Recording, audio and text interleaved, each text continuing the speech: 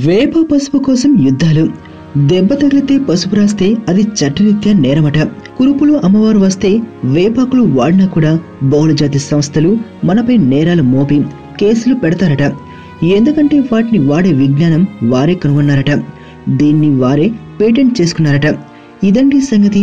గత దశాబ్దమంతా భారతీయ స్వచ్ఛంద సంస్థలు, భారతీయ ప్రభుత్వం, మేధావి వర్గం, యుఎస్ పేటెంట్ సంస్థలతో, బహుళజాతి సంస్థలతో విజ్ఞాన యుద్ధాలు చేశారు. చివరికి వేప పసుపు వాడే విజ్ఞానం అనుచానంగా భారతదేశం అంతటా ఉందని, ఆయుర్వేద గ్రంథాల నిండా వీటిని ఔషధాలుగా పేర్కొనబడినట్లు వారికి నిరూపించడానికి తల ప్రాణం తోకకు వచ్చింది. వేక పసుపే కాదు, నిమ్మ, జామ, ఉసిరి మొదలైన ఎన్నో మన ఆయుర్వేద ఔషధాలన్నిటికీ ఇదే పరిస్థితి. చివరకు బాస్మతి బియ్యం కూడా పేటెంట్ చేసుకున్నారు వాళ్ళు.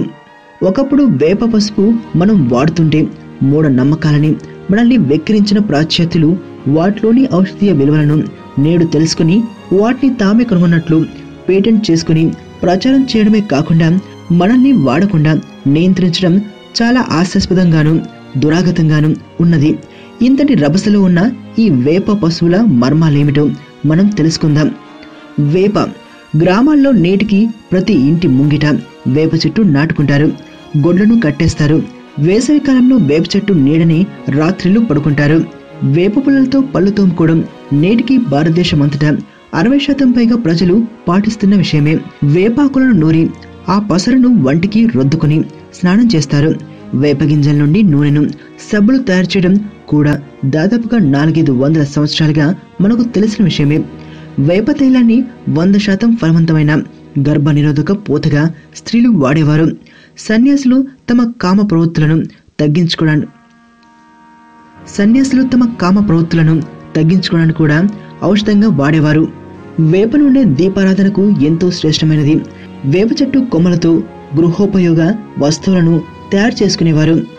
ఉపవన వినోది అనే సంస్కృత గ్రంథంలో వేపను వ్యవసాయంలో ఎలా వాడాలో వివరించి ఉన్నారు. వేప ఒక మంచి క్రిమిసంహారిణిగా పేర్కొని అది సంహరించే దాదాపు 200 కీటకాల పేర్లను కూడా తెలిపి ఉన్నారు. వేప చెట్టులోని ఏ భాగమైనా ప్రకృతి సహజ ఎరువుగా భూసారాన్ని పెంచుతుంది. సుశ్రుత చరక సంహితలలో వేప యొక్క ఔషధీయ విలువలను స్పష్టంగా పేర్కొన్నారు. గత 50 ఏళ్లుగా ఎన్నో స్వచ్ఛంద సంస్థలు, ఆయుర్వేద నిపుణులు పరిశోధనలు చేసి వేప నుండి ఎన్నో ఔషధాలు, సౌందర్య పోషక పదార్థాలు, కీటక సంహారకాలు మొదలైన వాటిని తయారు చేశారు. వేప వినియోగ ప్రయోగాలలో Indian agriculture research institute, malaria research centre, Tata energy research centre, Khadi గ్రామోద్యోగ సంస్థల కృషి ఎంతో అభినందనీయం. వేప పైన పేటెంట్ పోరు యొక్క వివరాలు. 1995లో the European patent office, America ప్రభుత్వ రంగ సంస్థ అయినటువంటి department of agriculture WR Grace అనే బహుళజాతి సంస్థకి పేటెంట్లు మంజూరు చేసినది. 2000 సంవత్సరం ఈ పేటెంటు భారతీయుల అభ్యంతరం, కోర్టు కేసుల ద్వారా రద్దు చేయబడినది. ఈ విజ్ఞాన యుద్ధంలో ప్రముఖ పాత్ర పోషించినది వందనా శివ అనే పర్యావరణ పరిరక్షకులు. 2001 సంవత్సరం ఆ పేటెంట్ రద్దుపై బహుళజాతి సంస్థలు తిరిగి అప్పీల్ చేసుకున్నాయి. 2005 సంవత్సరం ఆ అప్పీలు కొట్టివేయబడి ఆ సాంప్రదాయ విజ్ఞానం ఇదివరకే ఎందరో ఉపయోగించినట్లు నిర్ధారించబడి వేప పైన ఆ సంస్థలకి ఇచ్చిన పేటెంటు రద్దు చేయబడింది. ముత్యమంతా పసుపు ముఖమెంతో ఛాయ అనేది భారతీయ ముత్తైదుల సౌభాగ్యవరం. పసుపు కాళ్లకు ముఖానికి రాసుకోకుండా ఏ సుమంగళి స్నానం చేసేది కాదు.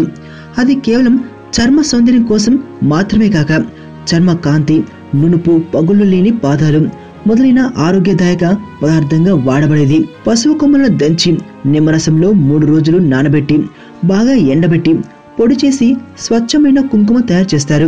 ఆ కుంకుమనే స్త్రీలు నుదుట మాంగళ్య చిహ్నంగా ధరిస్తారు, పేరంటాలకు పంచుతారు. ఇంతేకాక ప్రతి భారతీయ గడప పసుపు కుంకుమలతో శోభిల్లుతుంది. ఇంటి ముందు మంగళకరంగా ఉండాలని పసుపు నీళ్లు చల్లుతారు. ఆ పసుపు కొమ్ములను కలశ పూజల్లో కూడా వాడతారు. వంటల్లో పసుపు వాడకం భారతీయ ఆనవాయితీ.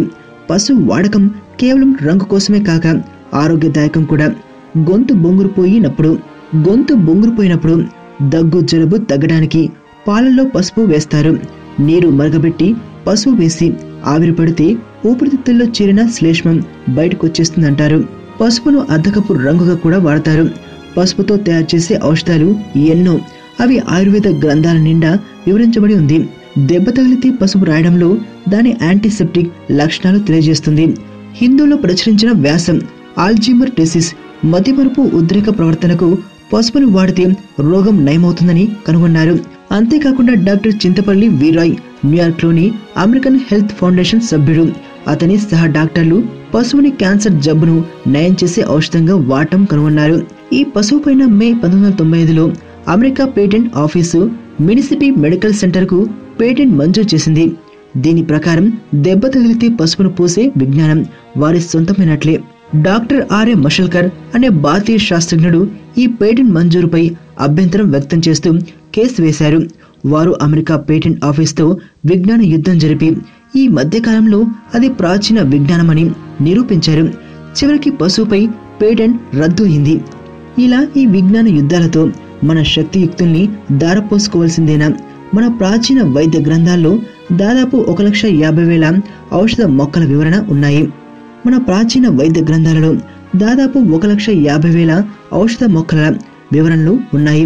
వీటిని పేటెంట్ కాకుండా కాపాడాలంటే వాటినంతా డిజిటలైజ్ చేయాలి, అంటే డేటాబేస్ తయారు చేయాలి.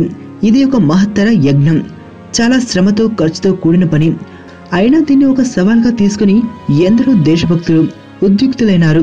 ఒక అంచనా ప్రకారం 2000 సంవత్సరం నాటికి 5,000కు పైగా పేటెంట్లు భారతీయ ఔషధాలపై ఇవ్వబడ్డాయట. మన ప్రాచీన విజ్ఞానాన్ని కాపాడుకోవాల్సిన తరుణం ఆసన్నమైందని మరవరాదు. మనం ముందుకు నడవాలి. మీకు తెలియని మరిన్ని రహస్యాలను తెలుసుకోవాలనుకుంటున్నారా? అయితే సబ్స్క్రైబ్ చేయండి రహస్యవాణి.